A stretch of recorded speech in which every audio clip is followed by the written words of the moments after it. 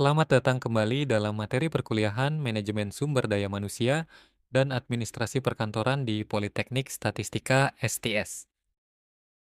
Pada kesempatan ini, kita memasuki pertemuan ketiga yang akan membahas topik utama mengenai penilaian prestasi kerja dan kompensasi.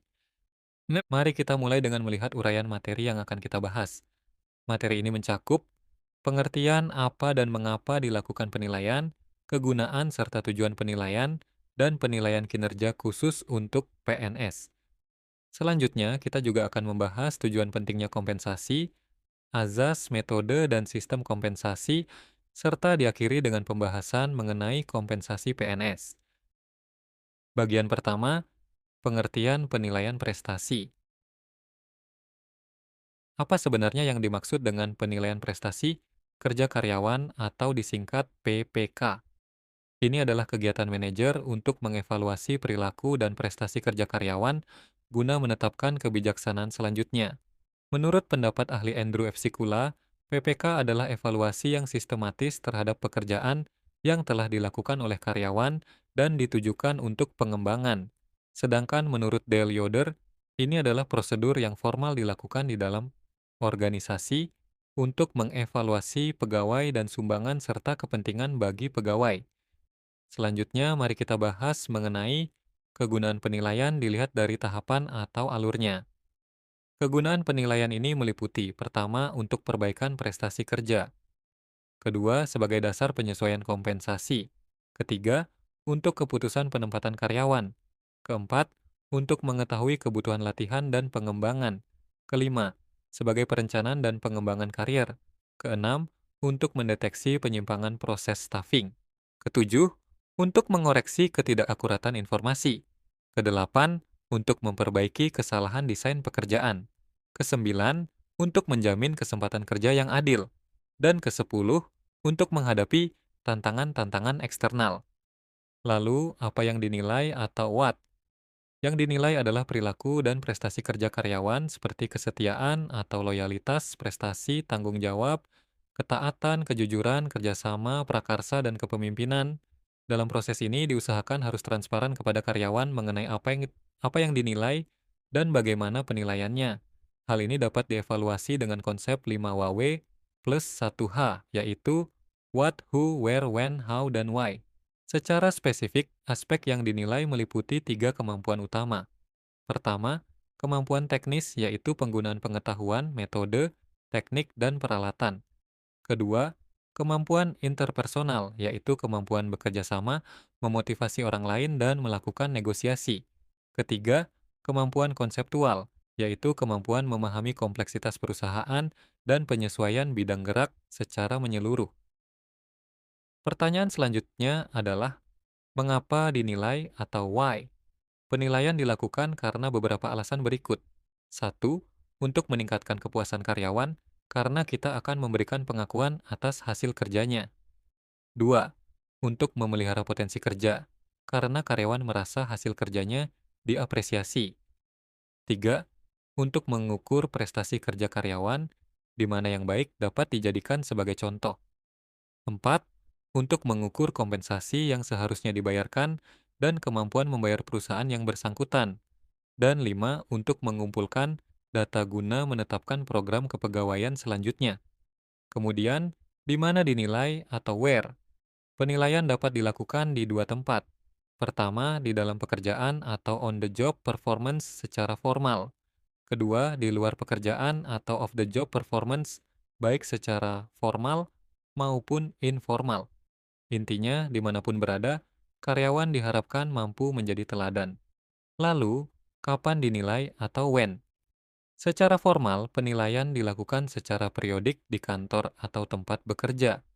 Secara informal, penilaian dilakukan secara terus-menerus baik di kantor maupun di luar kantor. Penilaian ini dapat didasarkan atas pengamatan maupun laporan yang masuk.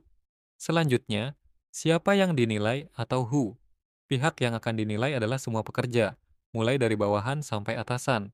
Sedangkan pihak yang menilai adalah atasan langsung, kecuali untuk pimpinan puncak penilaian dilakukan oleh unit tertentu yang dibentuk untuk itu atau kepada siapa ia bertanggung jawab.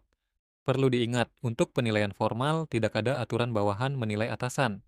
Terakhir dari konsep ini adalah bagaimana menilai atau how. Metode penilaiannya harus diatur sedemikian rupa dan harus diketahui oleh karyawan.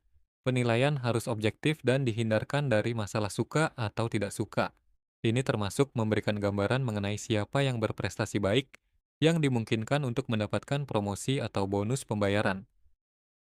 Secara garis besar, tujuan penilaian adalah sebagai berikut: sebagai dasar promosi, demosi, pemberhentian, dan penetapan balas jasa, untuk mengukur prestasi sejauh mana kemampuan karyawan, sebagai dasar mengevaluasi efektivitas kegiatan dalam perusahaan, sebagai alat meningkatkan motivasi kerja karyawan agar performance-nya baik, sebagai dasar evaluasi program latihan, efektivitas jam kerja, metode kerja, struktur organisasi, pengawasan, serta kondisi dan peralatan kerja, sebagai indikator untuk menentukan kebutuhan pelatihan karyawan, sebagai alat untuk mendorong atasan mengobservasi perilaku bawahan, untuk mengevaluasi kelemahan di masa lampau dan memperbaikinya di masa berikutnya, sebagai alat seleksi dan penempatan karyawan, untuk memperbaiki dan mengembangkan uraian pekerjaan, serta untuk mengidentifikasi kelemahan karyawan dan menempatkan mereka ke tempat yang sesuai.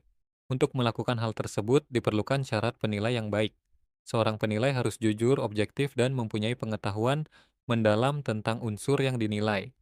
Penilai harus mendasarkan penilaian pada benar atau salah dan buruk atau baik, tidak didasarkan atas suka atau tak suka.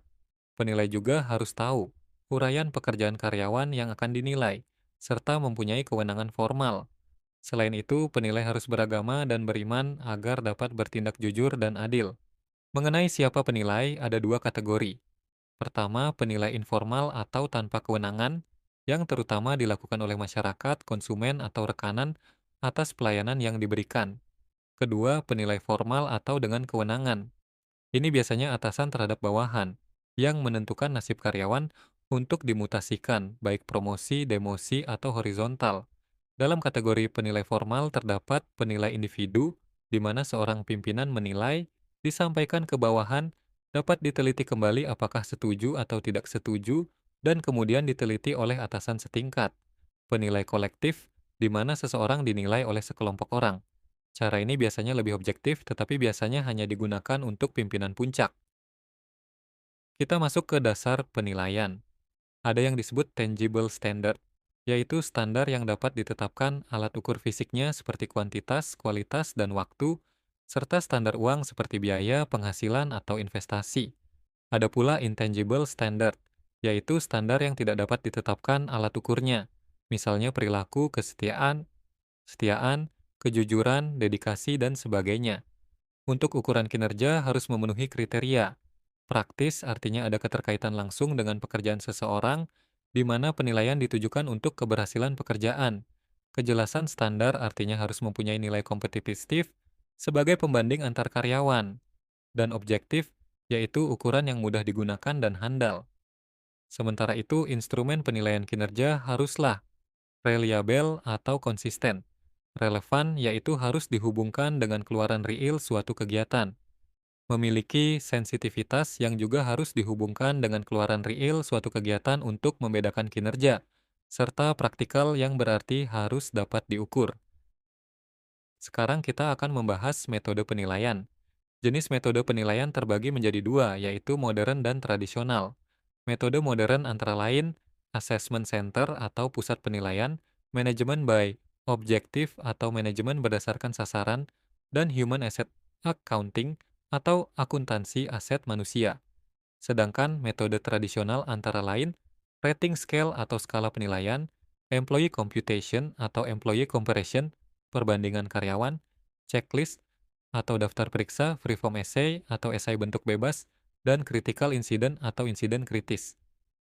Dalam employee comparison sendiri terdapat teknik alternation ranking, peringkat alternatif, paired comparison, perbandingan berpasangan, dan forced comparison, perbandingan paksa.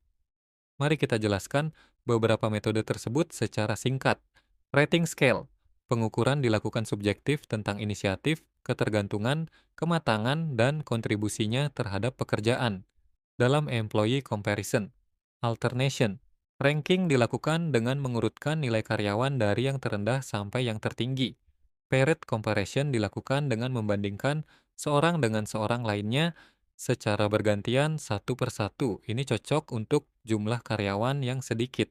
Forced comparison dilakukan dengan pembandingan tetapi kriteria lebih jelas, misalnya untuk prestasi baik sekali, memuaskan, atau kurang. Ini cocok untuk karyawan yang banyak. Checklist. Penilai memberikan masukan informasi berdasarkan kriteria yang ada, kemudian dihitung bobot nilai dan dipakai sebagai hasil rating. Freeform essay. Setiap karyawan diminta membuat tulisan untuk dinilai. Critical incident adalah pencatatan mengenai perilaku karyawan secara terus-menerus. Selanjutnya, penjelasan mengenai penilaian modern. Assessment Center atau SC penilaian dilakukan dengan wawancara, permainan bisnis, dan lain-lain. Nilai indeks prestasi karyawan adalah rata-rata bobot dari tim penilai. Manajemen by Objective atau MBO yang juga dikenal sebagai MBS, manajemen berdasarkan sasaran. Karyawan diikut sertakan dalam perumusan persoalan menurut kemampuan karyawan. Human Asset Accounting atau HAA. Faktor pekerja dinilai sebagai individu modal jangka panjang, sehingga sumber tenaga kerja dinilai dengan cara membandingkan terhadap variabel-variabel yang dapat mempengaruhi keberhasilan perusahaan. Jika biaya tenaga kerja meningkat dan mengakibatkan laba meningkat, maka peningkatan tenaga kerja disebut berhasil. Secara khusus mengenai MBO atau MBS, ini adalah filosofi dalam manajemen yang pertama kali digunakan oleh Peter Drucker pada tahun 1954. Metodenya adalah menilai kinerja karyawan berdasarkan keberhasilan mereka dalam mencapai tujuan yang ditetapkan melalui konsultasi dengan atasan mereka. Ciri-cirinya adalah adanya interaksi antara bawahan dan atasan, mereka bersama-sama menentukan sasaran dan kriteria pekerjaannya, memperhatikan masa kini dan mendatang, serta menekankan hasil kerja maksimal. Namun, kelemahannya adalah pendekatan melalui MBO sangat individualistis untuk menetapkan tujuan dan kerjasama dalam penilaiannya. Jika penetapan sasaran tidak hati-hati, bisa jadi sasaran yang satu menghambat sasaran lainnya, sehingga harus ada sinkronisasi. Tujuannya adalah tercapai kesepakatan bersama agar hasil pencapaian dinikmati bersama atasan dan bawahan. Dalam melakukan penilaian tentu ada kendala penilaian. Pertama, kendala hukum atau legal. Penilaian harus bebas dari diskriminasi. Jangan membedakan jenis kelamin, ras, bangsa, atau diskriminasi umur dalam pemutusan hubungan kerja, promosi, dan sebagainya. Penilaian yang diskriminatif dapat mengakibatkan penuntutan perkara. Kedua, halo effect. Ini adalah kecenderungan memberi nilai baik kepada yang dikenalnya saja. Terkadang satu atau beberapa sifat baik mengakibatkan umumnya nilai menjadi baik, atau sebaliknya satu nilai jelek ikut menarik ke nilai jelek, sehingga indeks prestasi karyawan menjadi tidak nyata. Menentukan tolok ukur penilaian relatif sulit karena adanya beberapa kecenderungan bias seperti leniency, kecenderungan penilai memberikan nilai tinggi, personal bias, prasangka-prasangka buruk atau baik berpengaruh di nilai, central tendency, kecenderungan penilai memberikan nilai sedang atau rata-rata, strictness, kecenderungan penilai memberikan nilai rendah. Sekarang kita beralih ke topik reformasi manajemen kinerja pegawai serta sejarah peraturannya. Terdapat 5 era perkembangan. Era awal tahun 1952, fokus pada kecakapan. Dasar hukumnya adalah PP 10 tahun 1952 dengan sistem daftar pernyataan kecakapan pegawai negeri. Pada masa ini, penilaian masih berfokus pada daftar pernyataan mengenai kemampuan atau kecakapan dasar seorang pegawai, belum pada target kinerja yang spesifik. Era DP 3 tahun 1974 sampai 1979,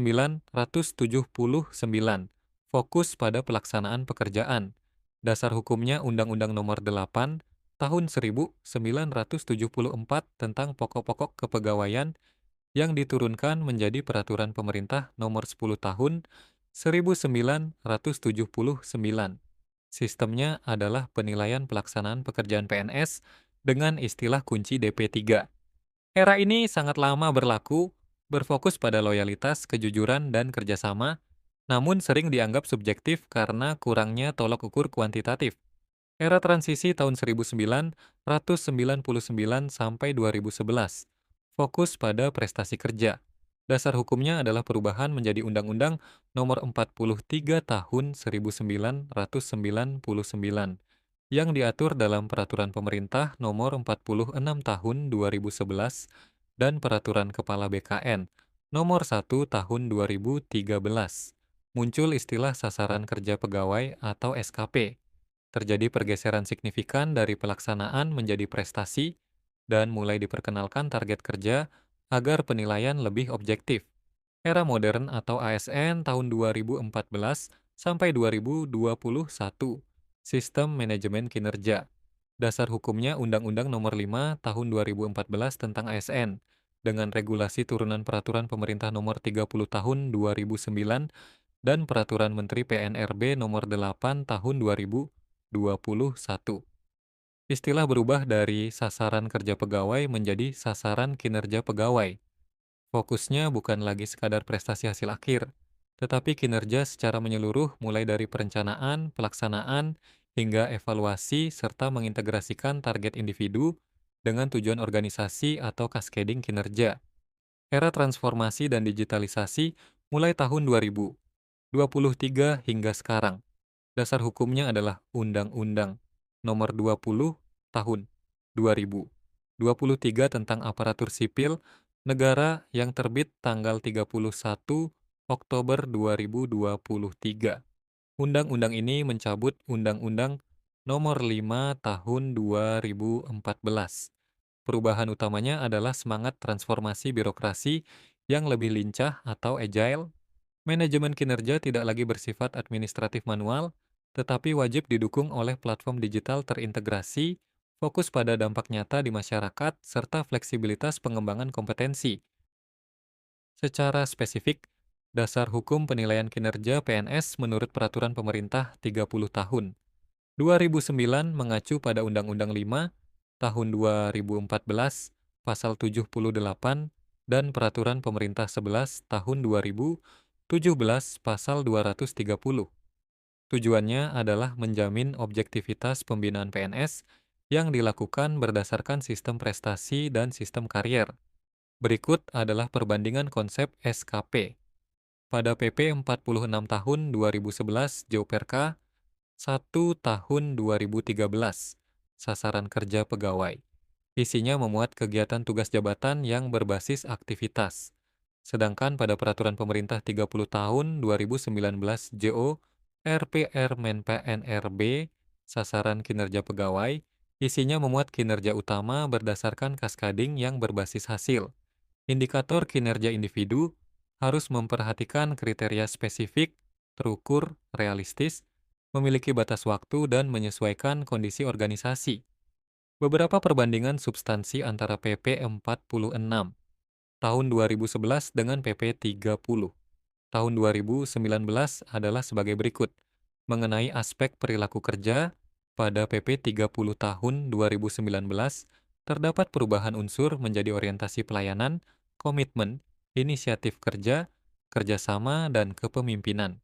Mengenai bobot penilaian, pada PP 30 tahun 2019 unsur SKP menjadi 70% dan perilaku kerja 30% atau 60% banding 40% bagi instansi yang menerapkan penilaian 360 derajat.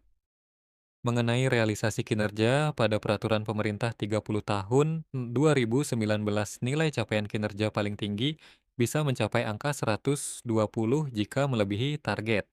Mengenai waktu penilaian, pada Peraturan Pemerintah 30 tahun 2019 penilaian dapat dilakukan setiap bulan, triwulanan, semesteran, atau tahunan.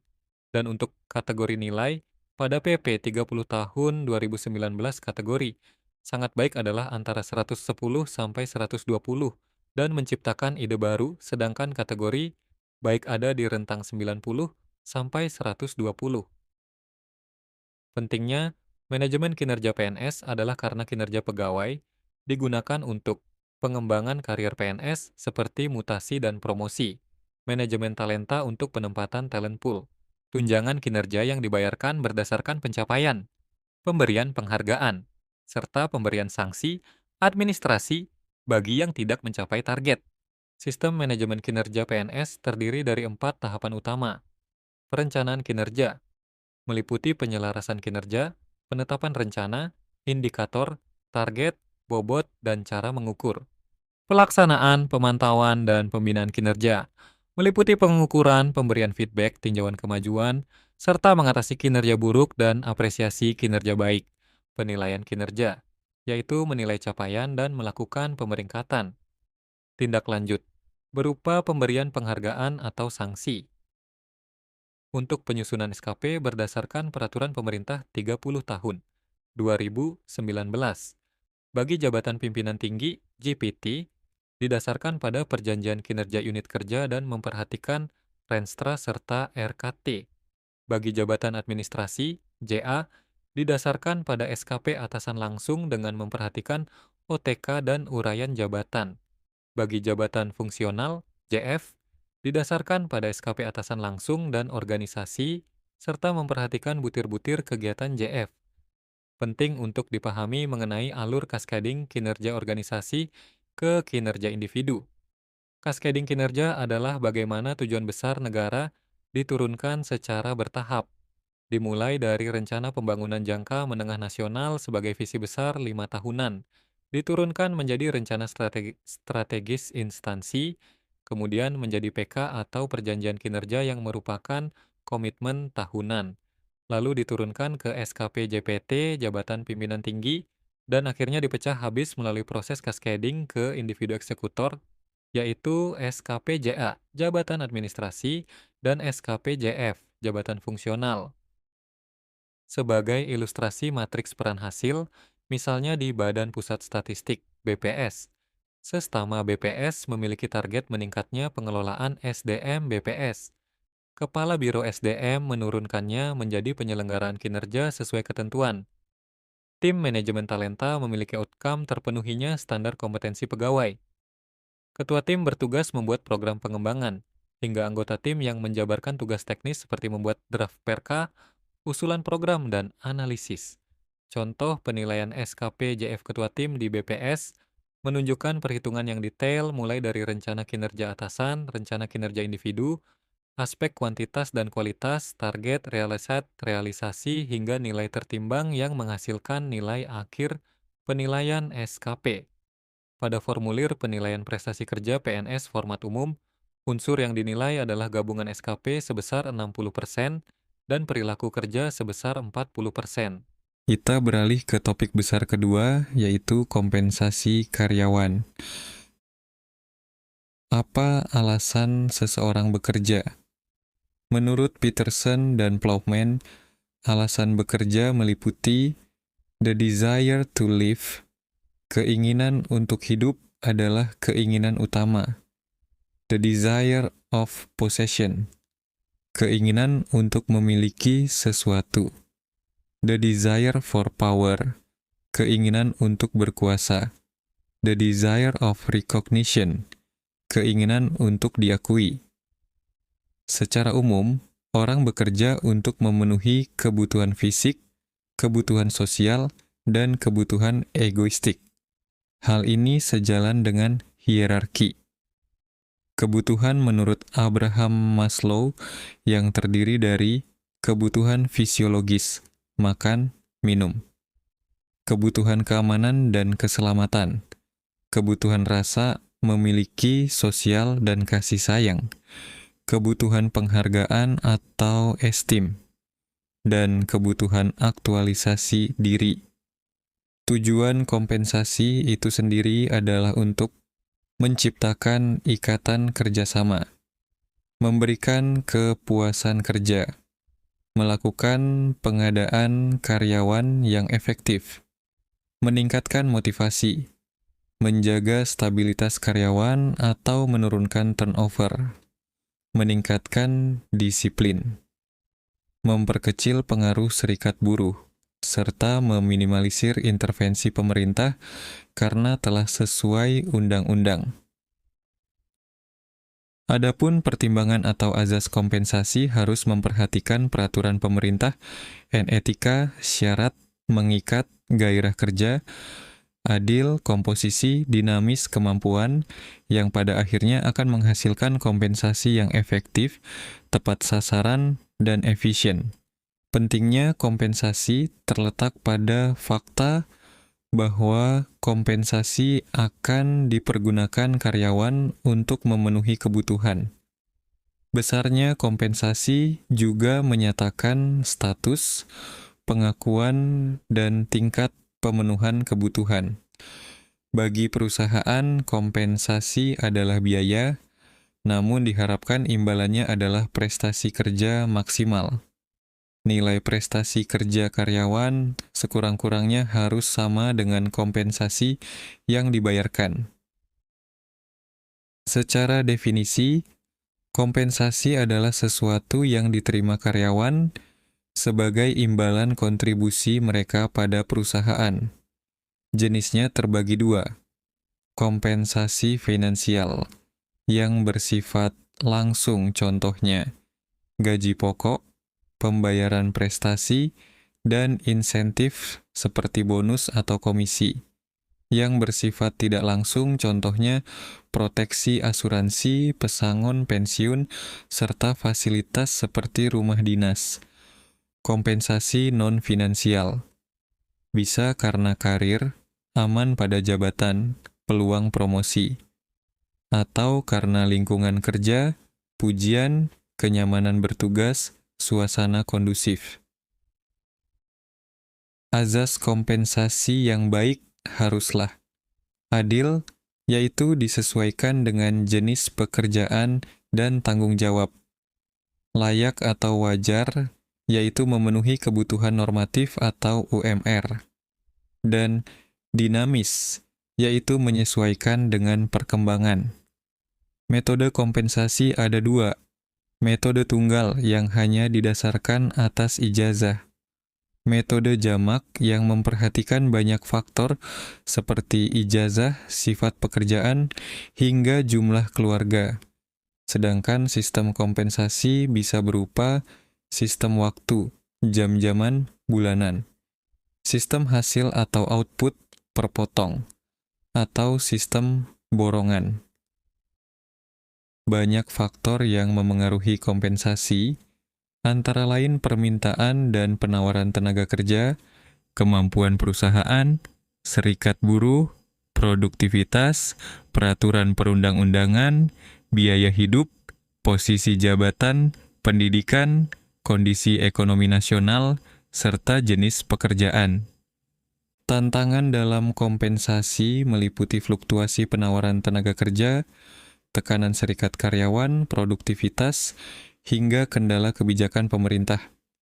Dalam proses penentuan upah, tahapannya adalah fondasi, memahami pekerjaan melalui analisis kerja dan deskripsi kerja serta standar kerja.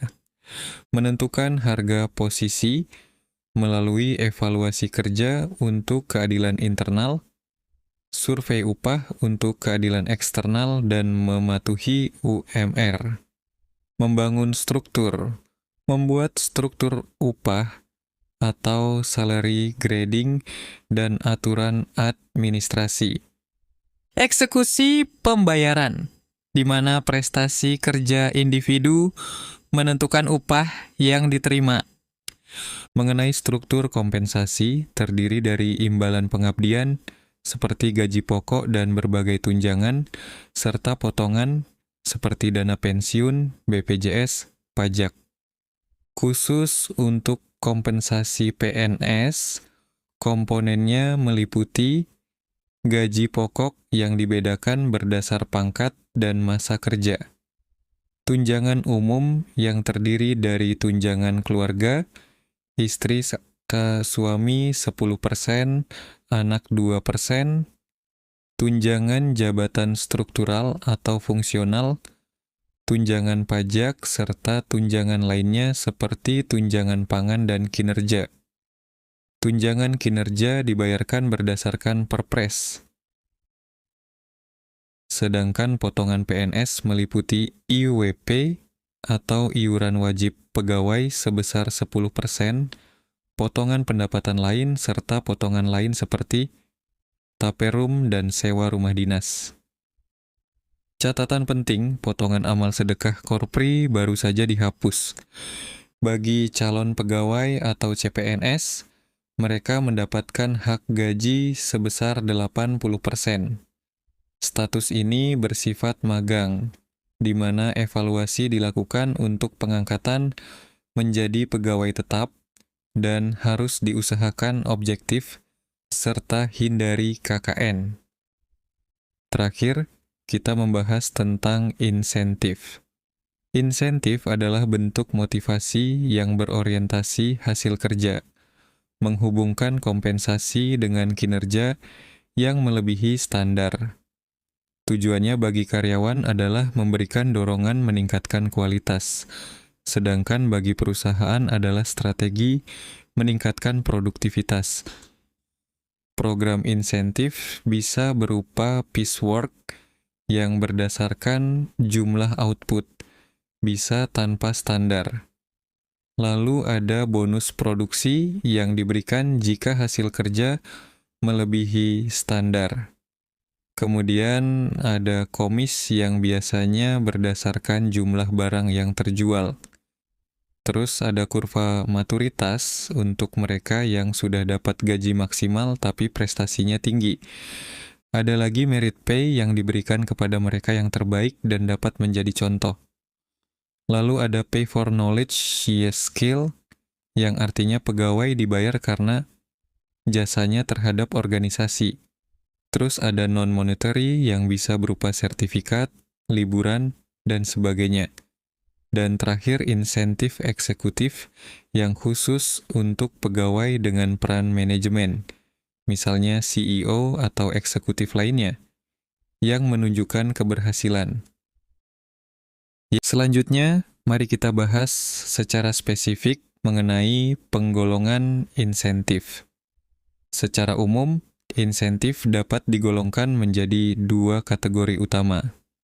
Pertama adalah insentif individu, yaitu insentif yang diberikan karena seseorang mencapai prestasi tertentu yang perhitungannya bisa berupa upah per output ataupun berdasarkan waktu. Kedua adalah insentif kelompok yang diberikan sebagai penghargaan atas hasil kerjasama banyak individu atau sebuah tim. Perlu dicatat bahwa insentif jenis ini dapat juga termasuk diberikan kepada manajer. Terakhir, kita akan melihat bagaimana sistem pemberian insentif tersebut dilakukan. Terdapat beberapa bentuk sistem pemberian yang umum diterapkan, di antaranya adalah pemberian insentif langsung, pemberian bonus tahunan, pemberian insentif tim, pemberian insentif individu, sistem pembagian keuntungan, serta sistem bagi hasil. Sudah selesai. Terima kasih telah menyimak materi pertemuan ketiga ini. Sebagai penutup, ingatlah pesan bijak ini. Akhlak itu di atas ilmu, perbaikilah akhlakmu, maka semua akan menjadi lebih baik.